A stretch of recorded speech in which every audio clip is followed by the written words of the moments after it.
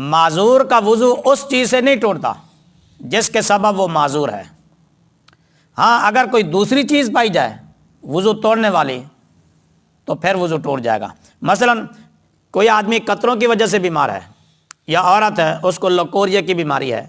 اس وجہ سے وہ معذور ہے، یا استحاضے کی بیماری ہے اس وجہ سے وہ معذور ہے، تو ان چیزوں سے اس کا وضو نہیں ٹوٹے گا نماز کے پورے وقت میں، اگرچہ یہ چیزیں آتی بھی رہیں بہتی بھی رہیں۔ اگر کوئی اور وضو توڑنے والی چیز پائی گئی، مثلا اس نے پخانہ کیا، پیشاب کیا، یا خون نکل آیا، یا الٹی کر دی، ہوا خارج ہو گئی، تو اس سے وضو ٹوٹ جائے گا۔ اگر کسی ترکیب سے عذر ختم ہو سکتا ہو یا اس میں کمی آ سکتی ہو، اس ترکیب کو استعمال کرنا، وہ ترکیب کرنا فرض اور ضروری ہے۔ مثلا ایک آدمی اگر کھڑے ہو کر نماز پڑھتا ہے تو اس کو قطرے آ جاتے ہیں، یا جب رکوع میں جاتا ہے تو اس کو قطرے آتے ہیں، کوئی قطرہ اس کا گر جاتا ہے، یا کوئی زخم ہے کہ وہ بہنا شروع ہو جاتا ہے، اور اگر بیٹھ کر نماز پڑھتا ہے تو پھر قطرہ نہیں آتا، تو ایسے آدمی کے لیے حکم یہ ہے کہ وہ بیٹھ کر نماز پڑھے۔ معذور کو کوئی ایسا عذر ہے جس کی وجہ سے کپڑے پلید ہو جاتے ہیں، پاک نہیں رہتے، تو اگر تو ایک درہم یعنی ہاتھ کی ہتھیلی، ہاتھ کو اچھی طرح پھیلایا جائے،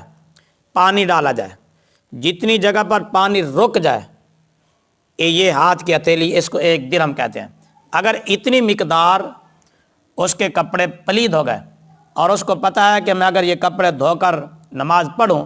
تو پھر پلید ہونے سے پہلے پہلے نماز سے فارغ ہو جاؤں گا، تو اس پر فرض اور ضروری ہے کہ وہ کپڑوں کو دھو کر نماز پڑھے۔